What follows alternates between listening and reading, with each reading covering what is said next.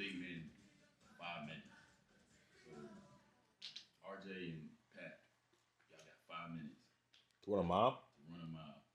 We got a year. I just run a mile for how long? Oh, a whole year to train? Whole year to train. Oh yeah, I got that. I can run a mile in like 6:30.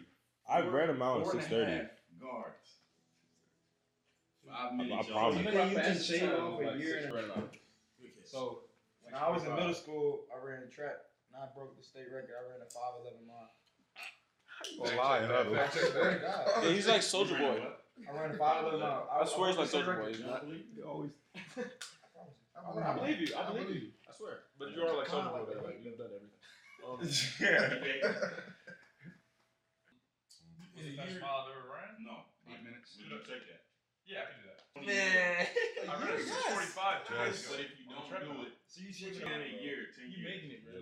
Yeah, I'm definitely doing that. I think you're doing it in a year. You doing it? Yeah.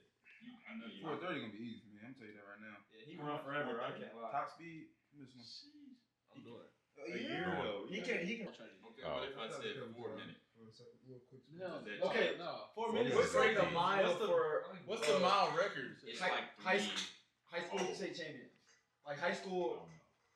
I know like Olympians. It's But we like not 3. Cause That's insane. I'm gonna look it up right quick. Nah, you don't understand. Like a minute, 400.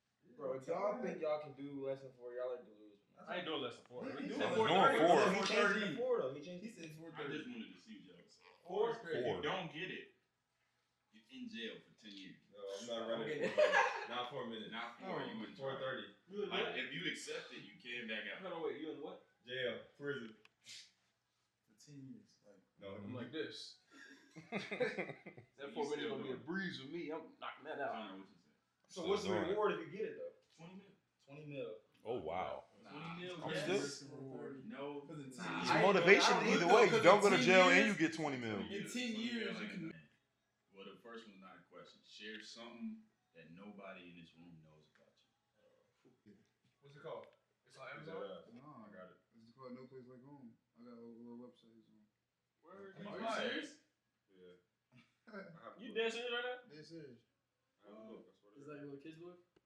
It's like it's a good. It's a book. I wouldn't consider it a kid's Oh my book. gosh. Yeah. You do, bro. That's awesome. I I typed in no place like home and I put an H in and then it literally filled it in. No place like home has your mother. Wow. That is crazy. I did not know that. What's like the 30-day return? you read the It's not really autobiography, but somewhat just like my process, my journey, just maneuvering through Philly, and basically like it's kind of What's wrong with him, bro? it's kind of like bringing like gun violence to like a different platform, trying to just push that message about like what's going on in the communities in Philadelphia, not just Philly, but like other areas too. Like you think about it, Atlanta, New York. I played in an Under Armour commercial. Everybody got Wait. that was you? Nah, I was a side player. Oh, I was gonna say when I went home, I got my fishing license for North I was Carolina. running Got your something. fishing license. Okay, Patty. So you can't I'll drive a boat while you fish. Exactly. I want to see a relationship with God, me and y'all. Chair number 3. You ain't perfect, but you working. You are in relationship with God, trusting in Him, believing in Him, walking with Him. Yeah, you make mistakes, but you're in the boat. You're rowing. You're in chair number 3. And then my favorite chair number 2, is 1 foot in, 1 foot out. So chair number 2 is, out of my mouth, I say, I love God. I live for God. I walk the walk, right? But it's just talk. It's just lip service. Or maybe it's like once a week, I go to church, and I'm cool. God is good all the time and all the time. But then Monday, Tuesday, Wednesday, I don't want nothing to do. I want you guys to think about this. Where are you at in your relationship with God? House on the what? One who builds his house on the rock, one who builds his house on the what? That's what I'm saying. Okay, so you got these 2 guys rock and sing. Would you build? All right, so as you guys can see, that was our huddle that we're gonna do throughout the year. And that was our first one this season, me being a freshman and with all the new players on the team.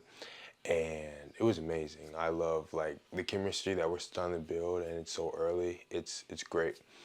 And just the input that the players had for it being our first time doing a little Bible study huddle was amazing. And like the input they had, it bounced off of other people and they had more input, and was just like, wow, we're actually getting somewhere here. So it was a good experience. So the main question of the huddle was, what is a relationship with God? And so we were going off of one another, answering that question and our opinion with it. And what that really was about was like throughout this season, you're going to be having to answer that question. What is a relationship with God, with all the hardships we may go through, all the adversity in this season, being a new team pretty much. So the verse or the verses we were talking about during the huddle was Matthew 7:24 through 27. And it says, "Therefore, everyone who hears these words of mine and puts them into practice is like a wise man who built his house on the rock. The rain came down, the streams rose, and the winds blew and beat against their house. Yet it did not fall because it had its foundation on the rock.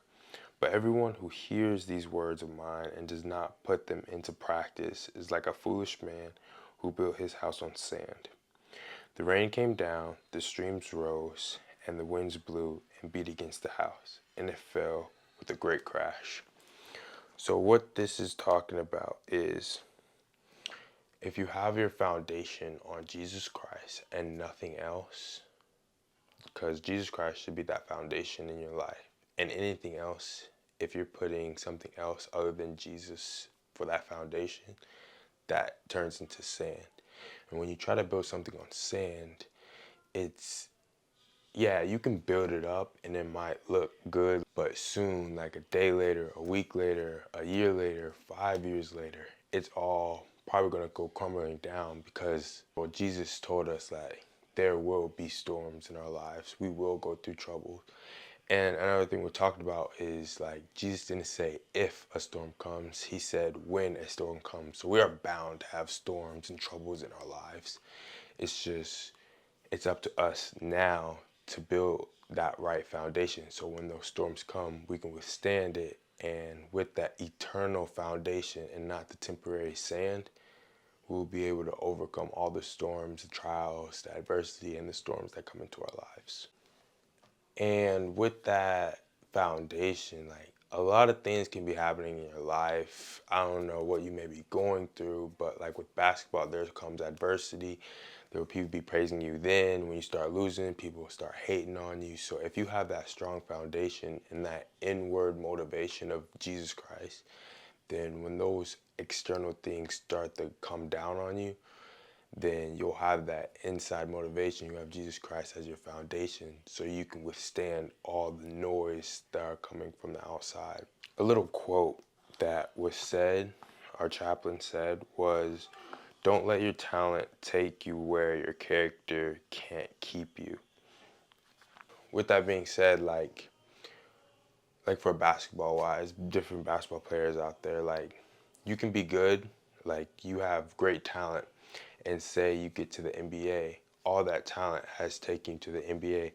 And once you get there, it's like, if you don't have that character to hold you in that platform that God gave you, then it's all gonna crumble, because there are people that want you to be a part of their program, be a part of their team. There's GMs and stuff like that. Like, those people have jobs, and if you are there with your talent and don't have good character, nobody wants you there. Like, character is everything. Without character, then people don't want to be around you. People don't like you. If you use your talent to get places, you need that character to help you stay there, because people would rather get somebody who doesn't have a lot of talent but has great character than somebody who has a lot of talent and doesn't have good character. Because that person who doesn't have a lot of talent and has good character can be on that team And even though they can't do all the crazy stuff, the talented stuff that other talented people can, they can be there. They have your back. They motivate you. They're positive. They do all these things to encourage you, which makes the team rise. And that person, like, that feeds off of everybody. Like, if that one person can be that encourager, can be that, everybody's like, yo, he's actually making a difference on this team, and he's really not even doing anything on the court. And that could be motivation to a talented player. And once a talented player can get that character, like the dude that doesn't have so much talent, like, that team could be crazy. That team could be pretty, like, I don't think nobody can stop that team. But if we have a lot of people on that team who has great character, they can really take you places. So a challenge I'm gonna leave you guys with is, what are you building your life on? Are you building on sand, temporary foundation, worldly things are helping you build that house? Or are you building on a foundation with Jesus Christ, the rock of everything, the person who's eternal, and that you can lean on him whenever you want and rise? It's up to you. Choice is yours, and I hope you do pick the right choice, because Jesus Christ, he could change your life. And if you can even get a little taste of him, he could change you forever. So I thank you for watching, and catch you on the next one. Yeah, fall back too close, you ain't even on me. Trust my brothers from way back from the north.